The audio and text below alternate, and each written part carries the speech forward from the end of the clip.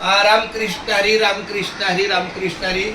आज खूप थकलेल्या अवस्थेमध्ये जरी 4 तास विश्रांती झाली तरी पण शरीराचा थकला काय जात नाही. कारण 14 तारखेच्या सकाळी 8 वाजल्यापासून पूर्ण तो दिवस पूर्ण शारीरिक कष्ट आणि 15 तारखेचं अमाप शारीरिक कष्ट आणि शिवाय रात्री 12-12:30पर्यंत CPSच्या ऑफिसला जाऊन डोळ्यांनी जरी झोप झाली तरी शरीर काही म्हणजे थकवा शरीराचा जात नाही. तरी पण हा माझा बारका भाऊ मला भेटायला आलेला आहे. माझी ड्युटी आमचं CPS केंद्र आहे न्यू सायन आणि आम्हाला पाठवलं होतं वडाळा अग्निशमन दल जिथे आमचे संदेश भाऊ राहतात. त्यांच्याशी छानपैकी संभाषण केलं. ते बोले कालच्या संक्रांतीच्या तुम्हाला पोळ्या आणतो, पण त्या पोळ्या खायला मात्र मी वाट बघितली. 3, 4, 5, 6, 7, 8 रात्री 10:30 वाजता तिथून निघालो.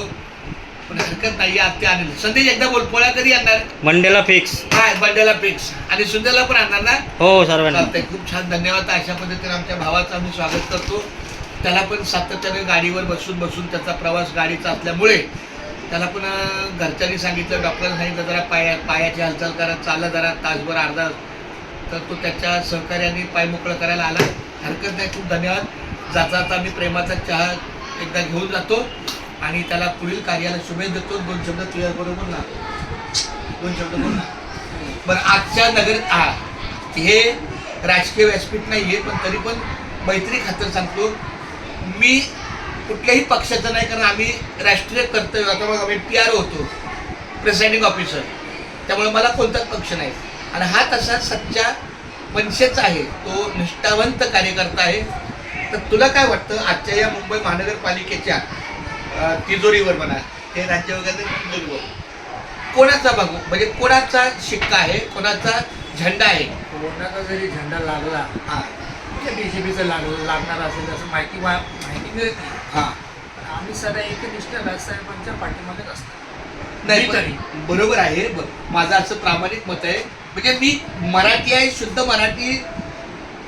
भगवा हा 95 पासून आहे, पण 95 पासून मुंबईमध्ये लोंढा थांबलाय का? माझं साधारण सोपं गणित आहे.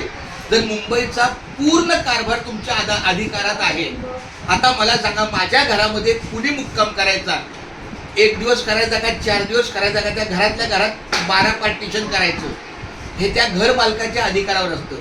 मी जर घर मालक असेल आणि मला जर दिसतंय की हा परका माणूस आहे, ह्याला तासभरासाठी अगदीच वाटलं तर एखादी रात्र विश्रांती घे बाबा, चहा पाणी घे, नाश्ता कर, जेव, काहीतरी माणुसकीच्या नात्यात जा.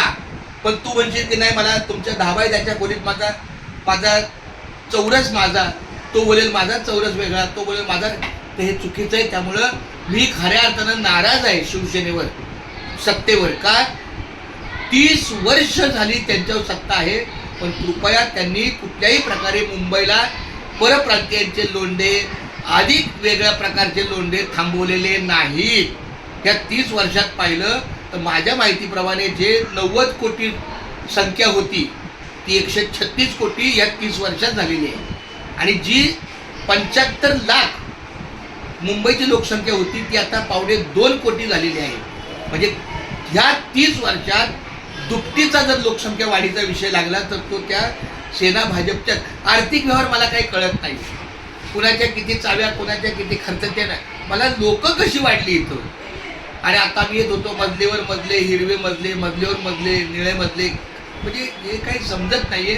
आम्ही कोणाच्या, पण मला खेद आहे की मग आता तुम्ही काय करणार?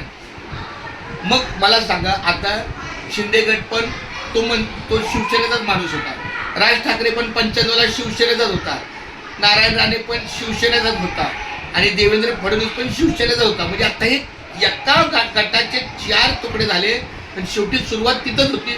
तरी का अडवू शकले नाही मुंबईमध्ये लोकसंख्या वाढीला? हा माझा फार मोठा प्रश्न आहे, अज्ञान आहे. माझी विनंती आहे, देव करो त्यांना सद्बुद्धी देव. मला एवढंच कळलेलं 3 वर्षात की प्रत्येकाला हे कळतं, पण फक्त आपली वोटर बँक बनवण्यासाठी सगळे शांत आहेत.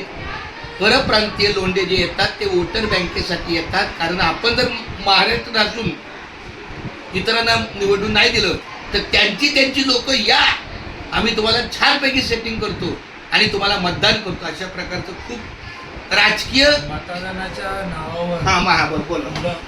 मतदानासाठी जो तू म्हणलास हा. मतदान म्हणून तुम्ही वोटर म्हणून त्यांना घेताय. हा हा हा भविष्यामध्ये मतदान सोडून जर त्यांची मेजॉरिटी वाढली आपण कचरा आपण कचराच होणार आहे ना. आता मग तुम्ही वोट त्यांचे घेऊन काय करणार? मग हे तेच चुकीत त्यांना हे मग आपल्या लोकांना हेच कळत नाही ना राज्यकर्त्यांना. म्हणून मी 1995 साली का बोल मला जरी अधिकार नसला तर मी एक पहिला मतदार आहे, पहिला आम नागरिक आहे म्हणून मी माझं मत व्यक्त करतो. 1995 साली जेव्हा बाळासाहेब ठाकरे जिवंत होते त्याच्या 17 वर्षानंतर बाळासाहेब गेले. मग 17 वर्ष तरी तुमच्या हातात किती चांगली सत्ता होती. मग परप्रांतीयांचे लोंढे तुम्ही का नाही थांबवले, का त्याच्यावर आक्रमण केलं? साधी गोष्ट आहे ना. मी या शाळेचा मुख्याध्यापक आहे. मग इथं कुठल्याही वयाचा मुलगा इथे येईल का शिकायला? तो त्या वयात बसत असेल, त्याच्या इयत्तेत बसत असेल तरच तो येणार ना. तसं तुमच्या मुंबईमध्ये येण्यासाठी समजा तुम्ही काही मार्गक्रमण केलं, स्पीड ब्रेकर लावला असता, मराठीच आलं पाहिजे, काय म्हणजे आता काय बोलायचं. त्यामुळं आम्हाला फक्त निवडणुकीच्या प्रक्रियेमध्ये राबवतात, आम्ही आपले राबले जातो. काही 1,500 2,000 काही त्यांचं मानधन आहे ते आपल्याला प्राप्त होतं, कारण ती शारीरिक करतात त्यातले 1,000 रुपयाचे दवाखान्यातच जाणार. कारण माझं जे शरीर कुचंबलेलं आहे, कमर कुचंबलेली आहे, घसा घातलेला आहे लोकांना. आणि काय त्या मतदारांची काल अवस्था बाबा रे, त्यांना त्यांचा प्रभाग माहीत नाही. आपला प्रभाग किती आहे, सगळे आमचं बूथ 35 नंबर कुठं आहे. अरे पण 35 मध्ये तुझा प्रभाग 174 आहे. नाही पण नाही. नागरिकांची चूक नाही, प्रभाग तुम्ही चेंज केले. बरोबर आहे. बरोबर. 17चा बूथ असताना मला 19 मध्ये का टाकण्यात आलं ते मला माहिती आहे का?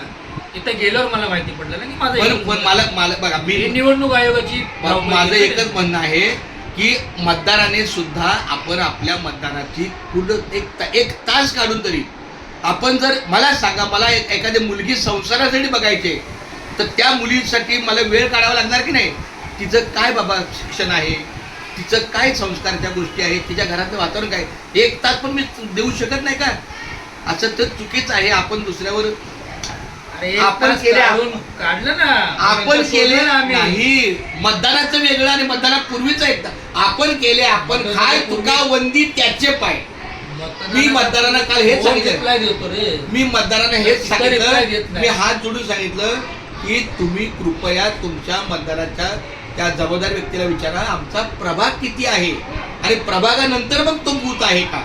आता माझ्या CPS केंद्रामध्ये माझ्या बूथमध्ये 174 के 13 ते 28 म्हणजे 16 बूथ, प्रभाग 80 चे 9 ते 12 म्हणजे 4 बूथ आणि 11 चे 32 आणि 33 म्हणजे 2 बूथ.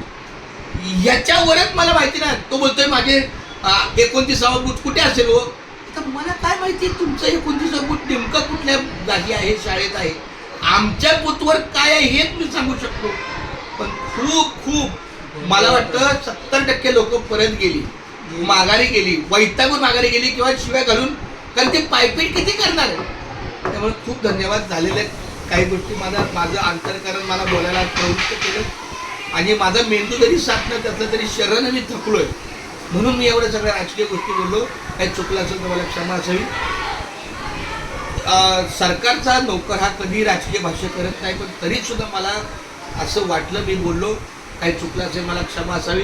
आणि त्यातून पण मला काही सस्पेंड करता आलं तर करा, कमीत कमी शांत वगैरे मी आराम करेल. रामकृष्ण आहे. मला